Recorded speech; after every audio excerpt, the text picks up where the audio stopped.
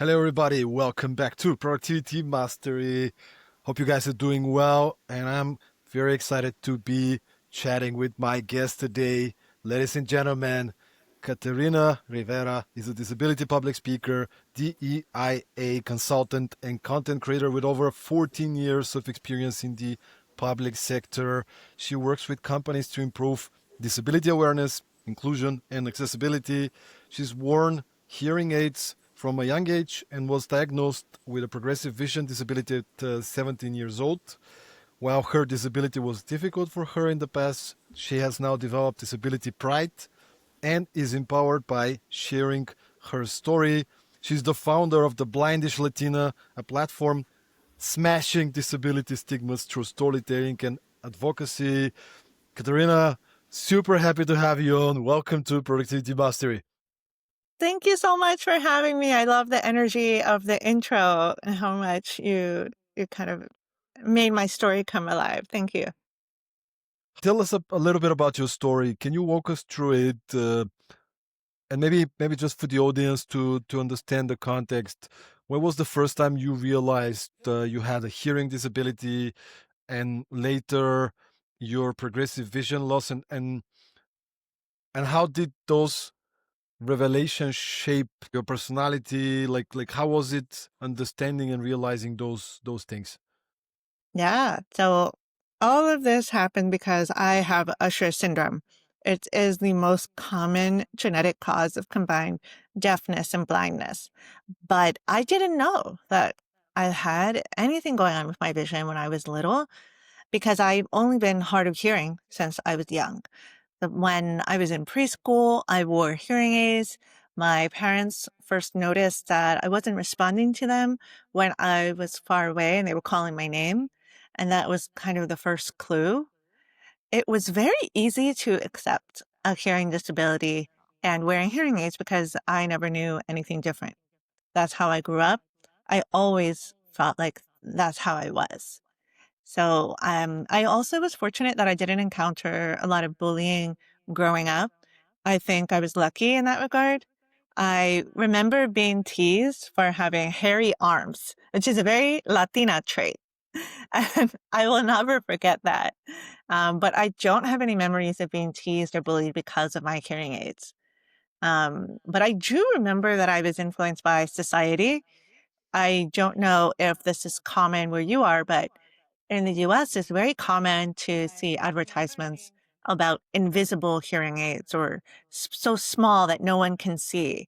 And the ones that I had are very similar to the ones that I'm wearing now. So I'm wearing behind the ear hearing aids. So there's a big piece sitting on my ear, and then I have a mold in my behind my ear, and then I have the mold in my ear. So it's pretty visible if my hair is up. And I remember when I was younger, could not wait until my ears stopped growing because I wanted to get smaller hearing aids. And so I think that was something that I didn't even realize was coming from society, and just ableism and this whole idea of an apparent disability isn't palatable. But I think even though I was kind of like self-conscious about the hearing aids, overall, I was pretty comfortable. But I wish if I was looking back and I was talking to my younger self, I wish I could tell her it's okay to be different. You don't have to hide your disability for others to accept you. You can just be you. So with my vision disability, the story was a little bit different because I was diagnosed at 17 years old and it was quite a surprise. There was no sign that I had any challenges with my vision until I was a teenager. I had gone away in the summer to a sleepaway camp with my karate school, and all of us were hanging out outside in an environment that didn't have lighting. We were in nature. What I noticed was when everyone wanted to play a prank on one of my instructors, everyone ran outside at nighttime, ran outside, down some stairs, around and down a hill. And I was one of the last ones in the group to follow behind. The moment that I stepped outside, I couldn't see at all. And there was no way that I could have gone down the steps and started running around. So that was quite shocking because there was no warning. I didn't know what was going on. And that led to my diagnosis. with Usher syndrome, but I was headed off to college. I was going to become an adult now on my own, so I had a lot of fear about my blindness. I felt like it was a tragedy. I was so scared, and blindness is not portrayed in an empowering way in society and movies and TV. And I was diagnosed by doctors who did not really connect my family to resources. We had to find them on our own. So I didn't know about accessible technology and tools that I could use in my future until I moved to New York City after college and got services. So I didn't have a lot of role models as well until I found some later through a blindness organization. But today I recognize my biggest challenges are with inaccessibility in the world around me and barriers that make it difficult. So I have to do a lot of work to adapt to a world that's not designed for me instead of the world adapting to me. So I am in a completely different place in my identity. As you shared in my intro, I feel disability pride. It's a really powerful concept. It just means I'm proud of everything that makes me me, and that includes my disability. I love your outlook, and I wonder how did you shift to this kind of positive outlook and accepting, but also embracing the way you are? Because I can see many people with any kind of disabilities or obstacles in life, even. mm, it's very human to kind of focus on what you don't have as opposed to what this opens for you. How did you shift this perspective? When did you start shifting this perspective, and now you fully own it and you embrace it? Well, it was a journey. It was a journey, and I think some people, because I share content online, I have my platform Blindish Latina, and I'm very active on LinkedIn.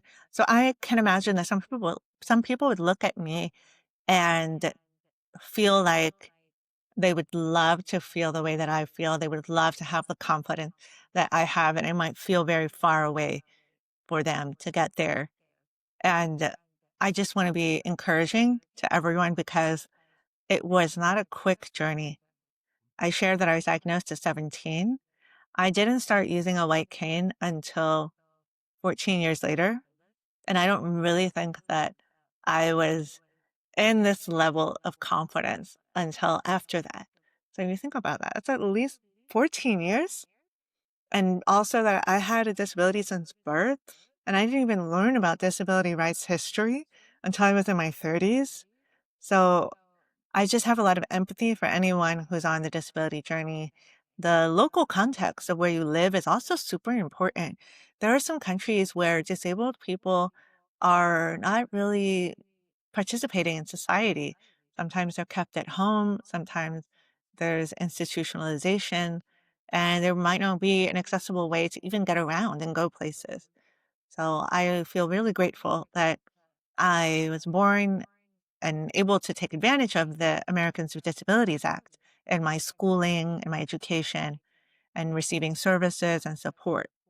So, in terms of my journey, like how did I come to this place? It took a long time, but I basically went through different phases. When I was first diagnosed with my blindness at 17, I was very much in denial. I didn't want to talk about it.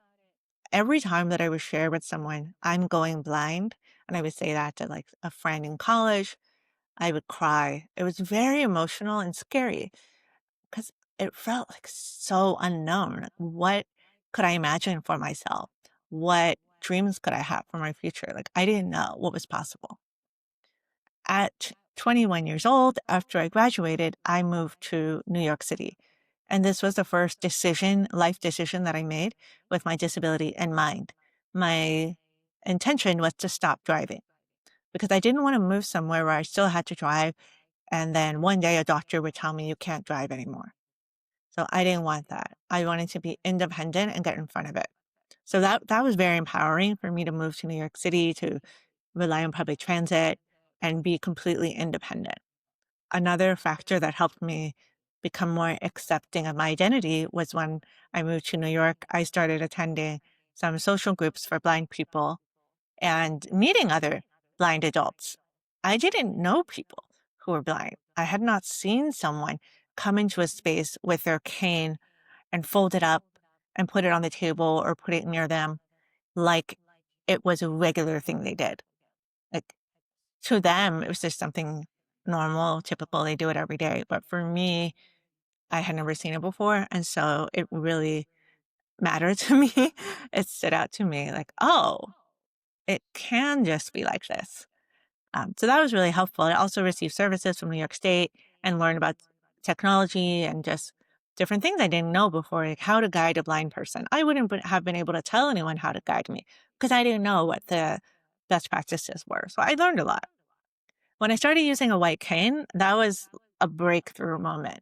After years and years, I, had some resistance to it. I didn't want to use it. I was so, I mean, it's kind of like awkward. I felt like people that knew me, and then all of a sudden I was going to show up with a white cane, and maybe they didn't know about my disability. So I was really concerned about others.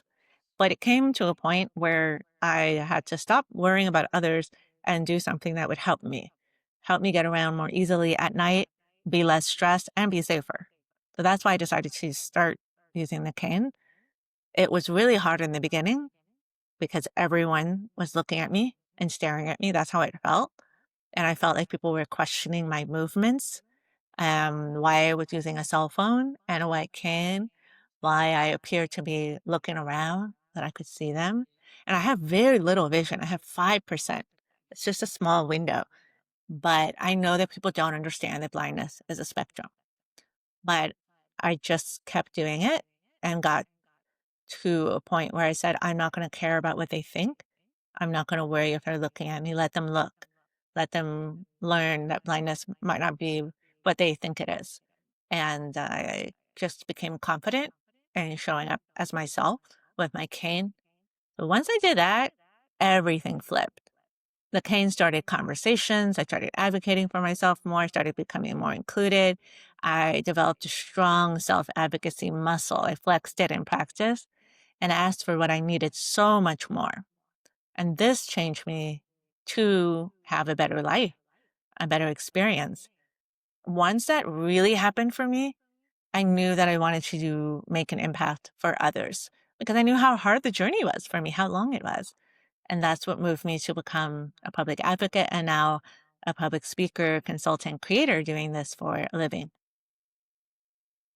Was was that the moment that you started? You mentioned Blindish Latina, your platform, the content that you're creating. By the way, everybody should go check out Catarina on first of all on LinkedIn, Catarina Rivera, but also on Instagram. She's posting a lot of content, so please go check out the Blindish Latina there. But Catarina, when did you start the Blindish Latina? What's your mission? What do you want to achieve with this platform?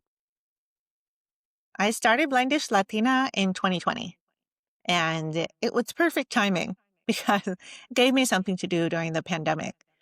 I wanted to share my story and help people understand that blindness was a spectrum, that you could be deaf blind and thrive, and just show my life. So that was really important to me. And I would share my travel, and I started to build a community. I also started to host some regular conversations online and with another disabled Latina, and that was very fun. So this really, I want to talk about the name for a moment, actually. So blindish, the reason I put the ish at the end of blind was kind of to give that nod to blindness being a spectrum, that it's not all or nothing.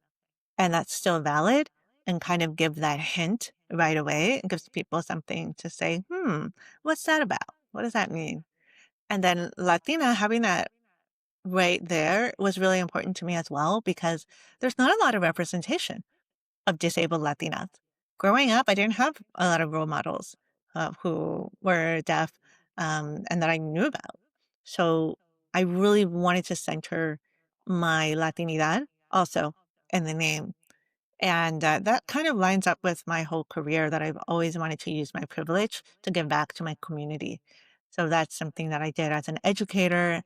I was working in elementary schools for 4 years.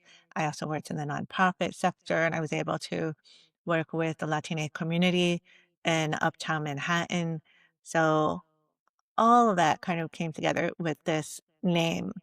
And what I'm trying to do with the platform is educate people about disability, to reach non-disabled people, to get them to understand not only the deaf-blind experience, but just their role in making the world more inclusive, that we need everyone to get engaged with this topic. I try to unlock empathy. I try to be someone's online disabled friend, just in case they don't know any publicly disabled people in their lives. And knowing just one person of an identity group reduces prejudice. So that's something that I'm really focused on. And then with my business, I'm doing public speaking, I'm doing consulting. I work with a lot of companies who bring me in, mostly for virtual talks on disability awareness, inclusion, accessibility. I do keynotes. And so that's been really exciting to be a part of changing culture and making a shift in the workplace. And I love coming in from the outside and getting to say things that maybe disabled employees are feeling but aren't really able to express or say or don't feel comfortable to say. So, and me coming in from the outside, I'm able to kind of, make statements and advocate.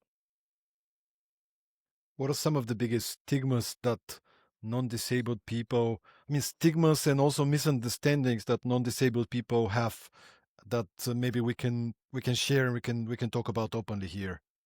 Oh, sure. So one of the biggest ones is this inspiration trope and narrative when it comes to disability, where people will just say, "Oh, you're so inspiring," or and it can be overused and it can be used in a way that's very cringy. So, for example, disabled people are often automatically called inspirational or brave just because they have a disability and dare to go on with life. So, unfortunately, here the non disabled person perspective is centered, and the disabled person is objectified as like an object of inspiration. You're there to inspire the non disabled person. But I'm the main character in my life. But in media and entertainment, there are hardly any disabled characters.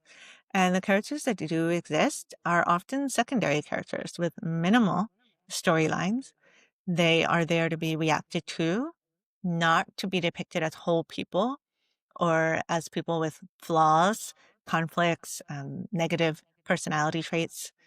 So that's something that I really notice a lot. With blindness, another stigma is the fact that many people fear blindness. It's actually, I think, listed as one of the top fears when you ask people what their biggest fear is. And so when you think about that, wow, really, people are scared of it. So when people hear that I have a progressive vision disability, often the emotion that comes up for them is pity or feeling amazed that I'm happy with my life and happy with who I am. It's not something that computes for them. But the pity for disabled people is something that we really need to address because what is underneath pity is the assumption that disability is a negative life experience, that it's not a positive existence, that someone can be thriving with a disability is so hard. And so much of that is an assumption. We always want to be led by what people actually share. There are many difficulties that can come with disabilities, but it's really important just not to assume that everyone is struggling and that everyone is having a hard time and that this entire experience is horrible. We're living our lives and we deserve to be included in society. If you're going to call us inspiring, make sure you have a real accomplishment that you're celebrating. Like, would you call this person inspirational or brave if they were not disabled? That's a good way to kind of check yourself. For more on that specific topic, there is an amazing TEDx talk by Stella Young. It's called I'm Not Your Inspiration. Thank you very much. It's super funny. I always recommend it. So that's just some of the stigmas. There are a few other ones that I can think of, like for example, people, with non-apparent disabilities not being understood, like that they're up to 80% of all disabilities are non-apparent. So it's really important to not make negative assumptions about people And remember that there could be something going on that you don't know about. And when you look at someone, like for example, they might be parking in a disabled parking lot or parking space, and you might not see a disability, and but please don't question them or accuse them of faking their disability. That's unfortunately harassment that people encounter on a regular basis. Or, for example, a wheelchair user who's ambulatory.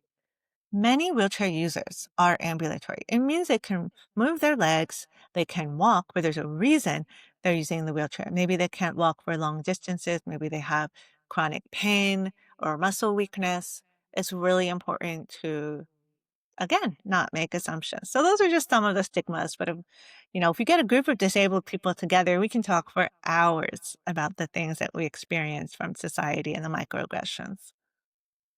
No, I think it's really important because I don't think people mean bad, right? It's not intentional. For example, as you said, you can feel pity for somebody, and that's probably really, really not making somebody with disability feel well. Quite the opposite.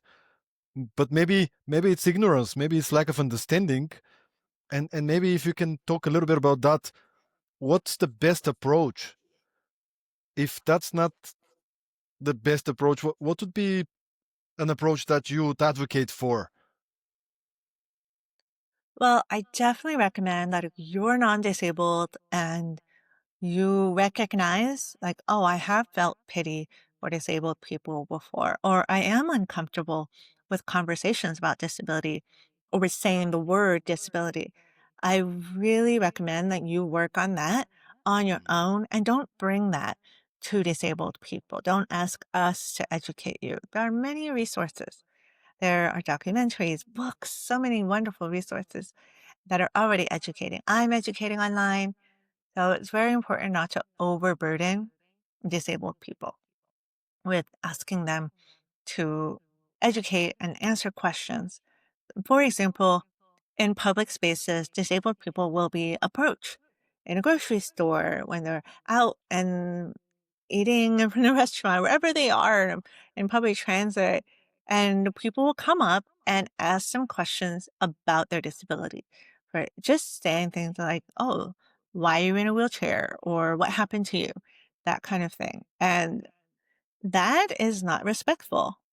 It's asking someone to share personal information, sometimes medical information, that you don't have a need to know. You're curious, you want to know, but your curiosity does not overpower someone's agency and independence. So I think we have to really recognize how much of this is taught by society, that ableism, the idea that non disabled people are more worthy and valuable than disabled people is something that is underneath so many systems and experiences and the way things are designed. So I mean, my approach is for everyone to learn, to take it seriously, and to just try little by little to make adjustments. So you might get it wrong, but please keep trying. Please keep trying to update your language to recognize when you're saying something that could be offensive. So, for example, with mental health conditions, I think it's really important to know that when you overuse the word crazy or insane and you drop it casually in everyday sentences, that can be offensive to people, that can be hurtful to people. It can feel stigmatizing. So when we catch ourselves doing that and we find other ways of saying things, that can be an amazing model for other people. So after you say something like, oh, the concert was insane, maybe you even say, oh, I actually don't want to use that word in that way anymore. I'm going to change what I just said. The concert was amazing. The concert was unbelievable. Being aware of those moments where you don't need to use disability in order to communicate meaning. Thank you so much, Katerina. I think that's such a great reflection. Since you mentioned the Blindish Latina, and you have a lot of popularity with the channel, with the Instagram, for example. I'm wondering what kind of content is the one that people seem to engage the most to it? Because you've been running it now for 5 years, you can clearly see some patterns. What are the themes or the type of content that people resonate with most? Well, I think it depends on the person and also like how the content is constructed. Some of the videos that I've had most go viral are unfortunately have a lot of comments where people are questioning my blindness and they don't understand my blindness. So unfortunately, sometimes those people really make a video go big. So I worked with Delta Airlines several years ago, and I did a trip to Miami with them, and so the video was about my trip. I was not educating on my blindness. I was just existing with my cane, talking about my trip. But so many people came on with comments that were very misguided, misinformed, and some people don't want to learn. That's something that I've learned with the online space. You can respond to people, you can educate them, but they have to be open.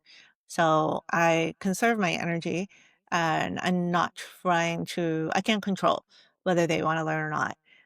But some of the feedback, let's say, was like, oh, if you're deafblind, like, why even travel? Like, you don't even know where you are. Like, they just assuming that people have, no agency, no concept of where they are. It was very strange to me, that kind of idea. And that it, wouldn't be worth it to travel if you can't see or hear. And so I've done a few videos where I say there are 5 senses. You know, there are 5 of them, and there's so much that I can do when I travel. Like, I can eat lots of food, and I can experience culture that way. I can touch, I can smell, and I still have some vision and some hearing that I use as well, but even if I didn't, travel would still be worthwhile. And so I love to share that. Some people also like funny moments. Like, I had a video where I was dancing salsa, and that's something that I show, that I love to dance salsa. I was dancing salsa at a conference with a dancer, and I told the dancer that I had a vision disability. I told him, and I don't know if I explained it, like, because when you're dancing salsa, sometimes someone will put a hand up for you to grab, and there's no physical touch indicator there. You just have to visually see the hand and grab it. So um, he's dancing with me, and then at one point, he puts both hands up in front of me, and I'm dancing, dee, dee, dee, dee, dee, and he remembers, oh, she can't see this hands. So then he kind of like grabs my hands and like looks a little flustered, and then we keep dancing. But it was just a funny moment. I just cracked up, and so I posted that because I was like, this is going to be funny to other people too. Because blind moments, it's not something that I'm ashamed of. If something's funny, it's funny. Like, I laugh at my blind moments or my deaf moments. So that's just little bits of examples. But I also, just storytelling. Anytime I'm storytelling, you get vulnerable, that is resonating too with people. So I had a video recently where I was in Slovenia on a trip, and I was at a nature preserve that works with a lot of birds. And so they have ornithologists that they trap the birds and they, band them and they record their measurements. And so they do the science, and the birds are in these bags. It doesn't harm them at all, but when they're done, they need to be re-released. So they let me release a kingfisher bird, which is a beautiful bird. And it's like, oh my gosh, it's like their top favorite bird. So it's very special. So the video is basically me holding this little bird in my hands, trying to get it to fly back out into the world. And it actually was in my hand for over 2 minutes. It was not flying away, but it was so fun and just like special. So I made it a storytelling video. And then finally at the end, I start going like this because they tell me you're going to have to, raise your hands because this bird is not leaving. It's very relaxed. So then I started doing that gently, and then this flew away in this beautiful kind of ending. So people loved it, and just getting to see something that it's not even really about um, blindness or my disability experience, but kind of like saying, here's a special moment in my life, and I'm deaf blind. So maybe you wouldn't have thought that I could have all these adventures, but here I am. I love it. By the way, I watched the video with the bird today, and it was really cool. So everybody should go to the Blindish Latina Instagram and check out the video, guys. Catarina, you mentioned that you do a lot of virtual keynotes, but you also travel and you do in-person keynotes. How's that process for you? Do you sometimes are you more careful when it comes to travel, or when there's a good opportunity, you're like, let's go, let's do it, and at the same kind of topic, do you find most venues for conferences, for events, being accessible enough for this type of things? Mm. With public speaking, I prefer to do virtual because then I get to decide my travel schedule myself. It's not really about not wanting to do a trip. It's more about, well, where have I been invited to speak? What are the dates? Does that work with everything else that I have going on with my life? It's just much easier to speak virtually. But I have done in person. And usually what I looked for is I build it into my travel schedule. I look at who's going. I like to do in person for conferences or audiences that are external rather than a company that's going to bring me in for only their internal audience. I'd rather show up in person for something where I'm going to connect more broadly. So that's kind of what I've done. I think every year I've done maybe 2 to 4 in person, then everything else is virtual. So I've been able to really favor the virtual speaking, and I do love it. And like yesterday, I did 2 virtual speaking engagements, and that's very exciting to be able to do. Like, you can have more capacity because when you travel somewhere, you're spending several days on it, and it's your whole focus. So then also the rate has to support that. So I think, that's just a little bit of the insights, but I really do enjoy virtual speaking, and I make it interactive and I make it engaging. And that's very important to me. That is not boring, that people have a good time, that they feel that is really personal. And so that's the kind of environment that I create. And in terms of the second part of your question, am I finding venues to be accessible? And I think that one thing to note about accessibility, that it's not just physical accessibility. Accessibility also encompasses interactions. So how an event, how people interact with you, the people that work there, that kind of thing. And then also digital. Digital accessibility is a big one too. So when I go to a space, what I often need is an orientation or a tour so that I know where everything is and the bathroom.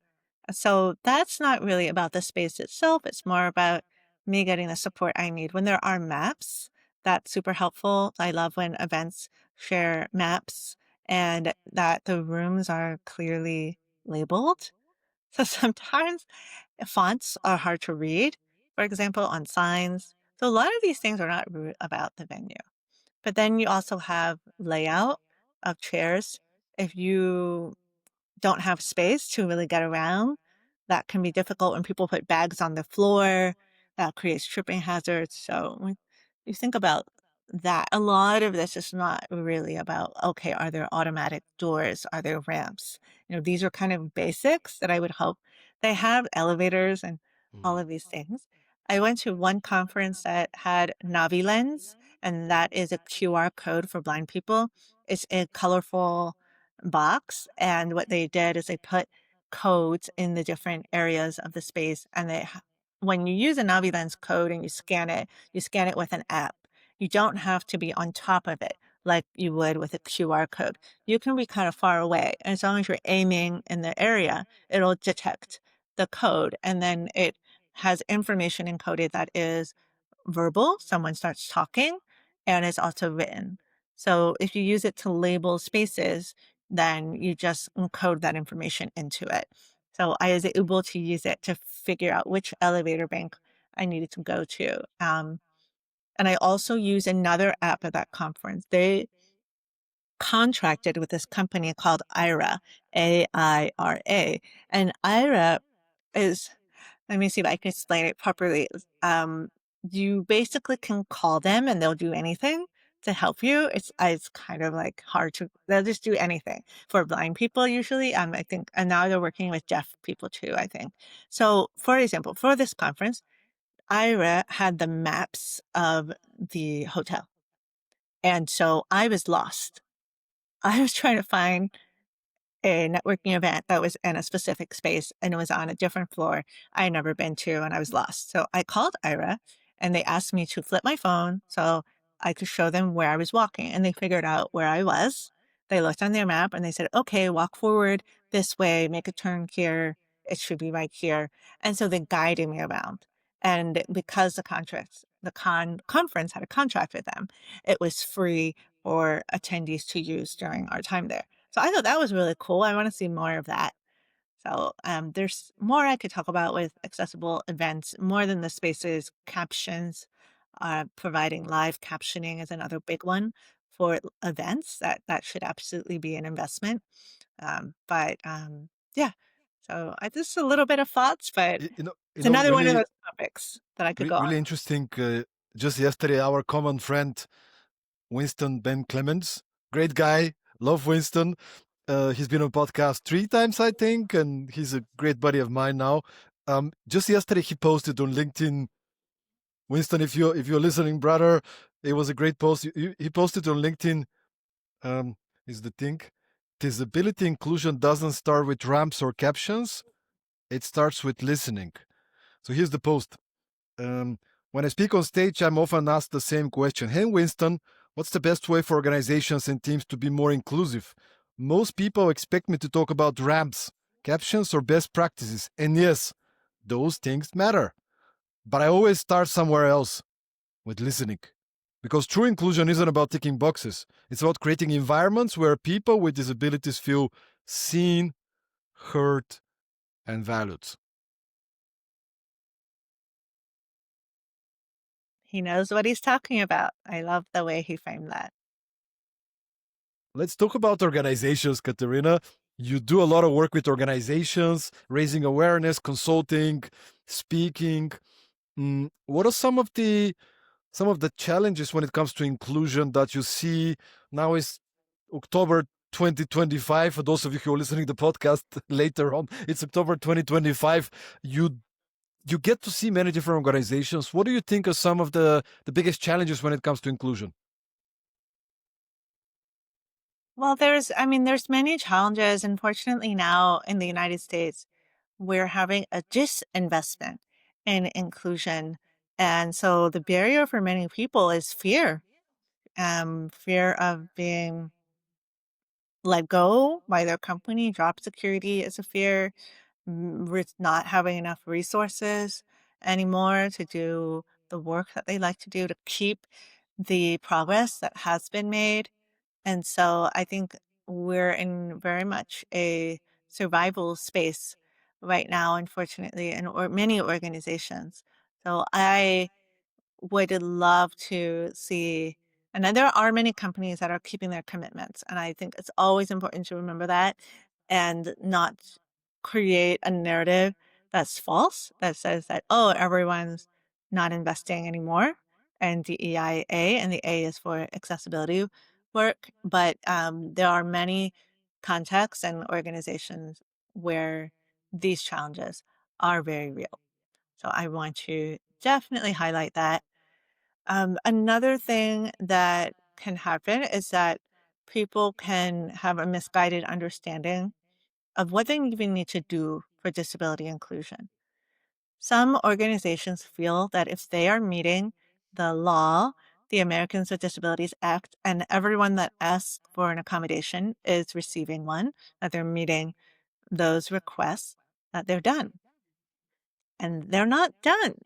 They're they're okay under the law, they're satisfying the law, but real inclusion and accessibility goes much further than that, much deeper, because organizations need to realize they're not going to know the full number, the full percentage are just, they're not going to have everyone identified in their company who is actually disabled. They're not going to know because so many people do not disclose in the workplace for various reasons. If you think about me earlier in my disability identity, I wasn't confident. I had a fear about it. So, me communicating to an employer, I might have passed along that fear to them. Now I'm confident. I can say, I'm blind and this is how I adapt and navigate, and these are my access needs. I'm going to present it clearly in a neutral way. But someone who's earlier in their journey, who's not feeling so confident, might not want to share. They might be afraid of being seen as less capable, less promotable, of having challenges with their colleagues, prejudice, and all of these things. So these are real fears. And they really, discrimination does happen. So when I look at the organizational side, just recognizing many adults are disabled, at least 1 in 4 adults in the United States are disabled. I need to make disability inclusion as an organizational leader, as an organization itself. I need to own the responsibility of working on it. Like, it's already important. I already have enough motivation and, I guess, business case for it. So I think that's a big barrier for people when they think that the work needs to wait until they have some percentage that's official. And that's just not going to happen.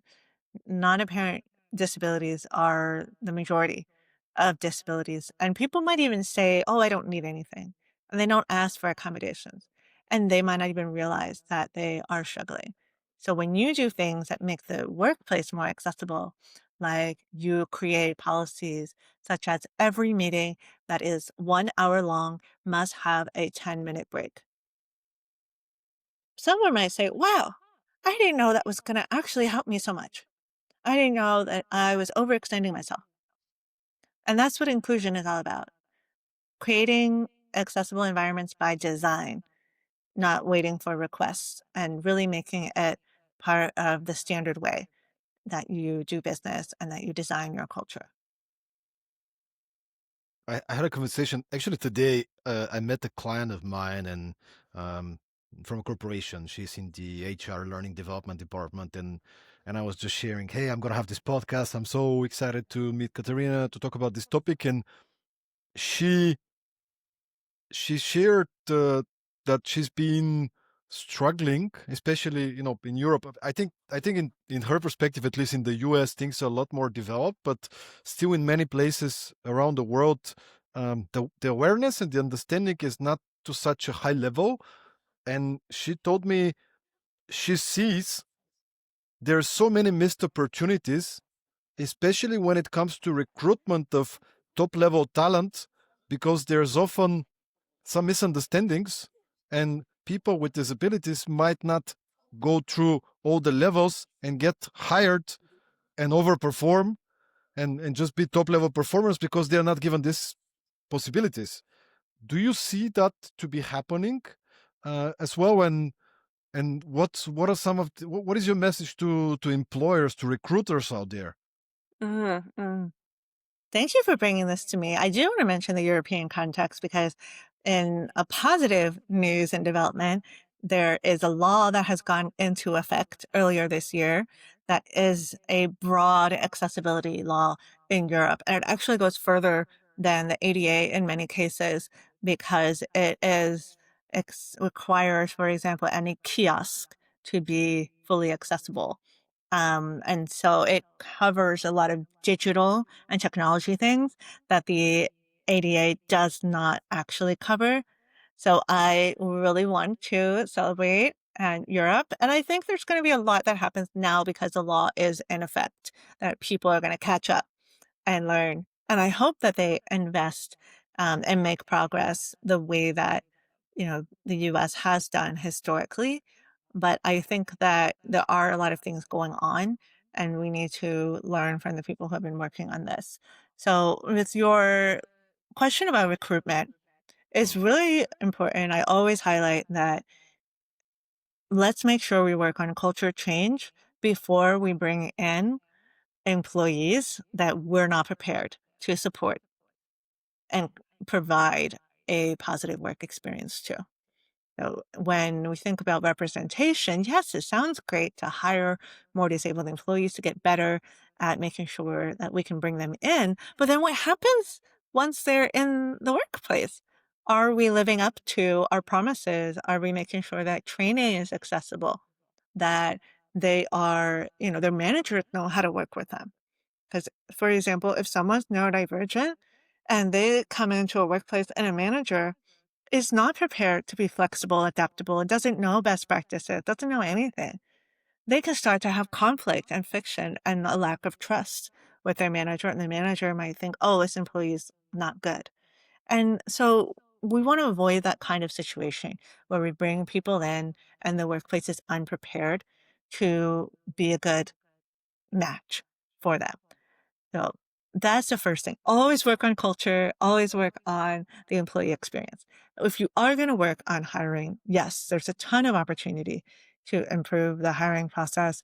And this is another area where you can create standards of accessibility that will allow different candidates to shine that might not have shined before. So, for example, one of the things that I've done in my hiring process, because I do have a team, is that I have a project. So people can talk and tell me they have experience, they know how to do the work, they're really qualified. But then everyone does a work project and I pay them for their time. That's another thing. Let's respect people's time. I pay them and I tell them, spend this amount of time on the project and then turn in what you have. And I give instructions and it's a few different tasks. It's not like one task. It's a few different small tasks. And then when that work comes in, I learn so much about them. I learn about how they approach a problem, their creativity. And these are things that they were not able to show me verbally. So I love that idea for any hiring process to not just rely on a verbal process. That doesn't work for everyone. Not everyone can communicate as at the same level as a non-disabled person. And you also have situations like for me with interviews, I love to have the questions in advance. And there are neurodivergent people who also can benefit from having the questions in advance. Not everyone can process really quickly and respond to on the spot. So if we want to bring everyone to the same level of opportunity to shine, why do we gatekeep interview questions? Why are we creating that situation? There's no need for it. You can send out the questions in advance. So these are like small things. So having a test project, the interview questions in advance, having a rubric so that everyone is evaluating candidates in the same way. That's another, of course, standard practice. Having captions available as a standard option, knowing where you can get an ASL interpreter in case someone needs one, instead of waiting for someone to ask you and then scrambling to find it. No, just be prepared and know where those services are, how you can hire them, and be ready. So these are just some things with hiring. Another thing that I want everyone to know, and I don't know what the law says in Europe and outside of the US, but if you are interviewing someone with a physical disability that you can see, you're not allowed to ask about it. That's my understanding of the law here.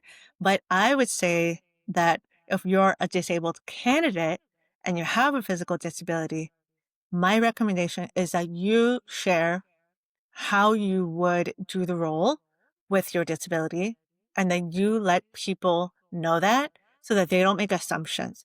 Because so many people assume that, like, for example, I couldn't do a job. If they just know she's deaf blind, they might be like, oh, how can she even do this? So we have to tell them sometimes, hey, these are the tools I use. This is how I adapt my email. This is what, whatever. There's Zoom software, there's eye control, there's transcript generate, like whatever it is. Like right now, I'm using an auto caption generator. We're in a platform that doesn't have captions, but I have an adaptation that I'm using from Google Chrome So if you're using Google Chrome, they have an automatic auto captions tool that you can turn on in the accessibility settings. And anytime it's a text audio in your browser, the box will pop up and start captioning. So I use it so much. But for imagine that someone's interviewing me and they have no idea about my lived experience, my context, and how I'm adapting. So advocating and sharing that in an interview is the one way to make sure those assumptions are not being made about your capacity and your ability. Katrina, I just love your mindset. I just love your mindset, love your approach. It's so thoughtful, it's so caring, it's so strategic. And I think I love the fact that you're thinking of organizations should think about those kind of things strategically, holistically, not just, oh, here's a little initiative, here's a little practice. Let's just hire some people so we can have diversity, but then people are not, the whole organization is not prepared to. It has to be a more longer term view. It has to be a commitment. It has to be something that is part of the culture, part of what we believe in. And then we have to do the work, as with everything, right? If we want to create such an organization, and part of the the title of the episode is the future of work. Mm, I'm actually curious to hear by you working with many organizations, by seeing patterns. Where are we going? How do you see the future of work when it comes to the most forward-thinking organizations? Do you see any patterns, any maybe challenges we have to deal with that, like maybe 5 or 10 years from now? Where do you see some trends, or the most forward-thinking organizations? How do you think they would look like? Mm. Well, my ideal forward thinking organization is prioritizing disability inclusion and accessibility. And when we look at the data of companies that are disability inclusive, the studies that I've seen have shown that they have higher revenue and higher profit margins. So the I would never tell anyone do disability inclusion and accessibility to make more money, be more successful. Like, that's not the reason. It should be about you wanting to create the best workplace possible for everyone and being values led. And because it's the right thing to do. But the business case is also there. So if you are a forward thinking organization, why not have as many perspectives as possible in your company, in your design processes, in your insights? The most diverse organizations perform better. So that includes disability. Oh, for example, if you're designing a product and your whole team is operating with the non-disabled person in mind, and that's the only perspective that they have, your product is not going to be as good as another company's who has an accessibility team who builds in accessibility from the beginning, who has diversity in their employees, including disabled employees involved in the process, and leadership as well. And then also testing with users who are disabled with different disabilities. So then they are problem solving at every point for any kind of different user so that the product that comes out is actually more inclusive, is better designed. So this is something that then becomes a business advantage in the marketplace. For example, I'll give an example of there is a now I think there are many versions of this, but there was a shoe that Nike came out with that you didn't need to tie any laces. You could just step into it. And the original idea is like, oh, this is great for disabled people, maybe for a wheelchair user, someone who might not have dexterity in their hands. And great. So we're going to put out this accessible, inclusive shoe. They got a lot of press. A lot of people thought it was cool. And then, just like any other accessibility innovation, other people benefited. People who just want to put on a shoe quickly loved it. You know, maybe a nurse or something like that, a busy person. So it's just kind of goes to show that anytime that you're innovating, that you are going to be reaching more people. And that's what a forward thinking company does. They are going to innovate with as many perspectives as possible. So I think what the I've seen are the forward thinking companies are investing in accessibility. They're including it as mandatory in the design process. They are really working on the diversity of their staff, but also their leadership and making sure people are able to become leaders in the company, and they're providing opportunities for that. And they are thinking about their responsibility to the world and the environment as well. And they're not afraid to be transparent with their audience and their customers. The transparency builds more trust and builds brands that people will be loyal to, that people want to connect to a brand that actually has values, something that they believe in, that people can connect to and trust. So I think that is not something that's going to change. I love it. I love it. This let's hope that hopefully many organizations listening to this podcast as well get excited about it. And I know that's the case. The more you care for people, the more you create such opportunities, the better the business case is as well. And I hope that many of those executives that of course they have to take care of the profit. Of course they have to care of the business growing. I hope more people actually get to see that it's not just the right thing to do, which should be enough reason, but it's also a better business case, especially in the long run. Short term, when you're implementing new things, when you're investing, it's an investment. Of course, the next month, the next 3 months, it might not be shown in your numbers. But if you keep on doing those things long term, you're actually going to win also business wise. So hopefully more people listen to that. Catarina, since we're close to the end of this episode, I wanna turn the ball back to you, and I want to hear this podcast is called Productivity Mastery. So I want to hear what are your strategies and tools when you have a super productive day. How does that look like? What makes you productive? Do you have any kind of strategies like a to-do list or any kind of tools that help you to be at the top of your game? Oh, yes. I'm sure you ask entrepreneurs this question and you're going to get tons of insight because everyone has their toolbox. So for me, I definitely have it. I would say that a productive day, it just depends on my energy levels. Like I try to adjust what I'm doing based on what I have going on or what my brain power is that day. There are days that I need to write LinkedIn posts, but I don't have that creative energy. So then I shift to working on tasks that are less creative. Maybe then I work on email or I adjust my project management tools. And this relates to disability too. There's a concept called spoon theory.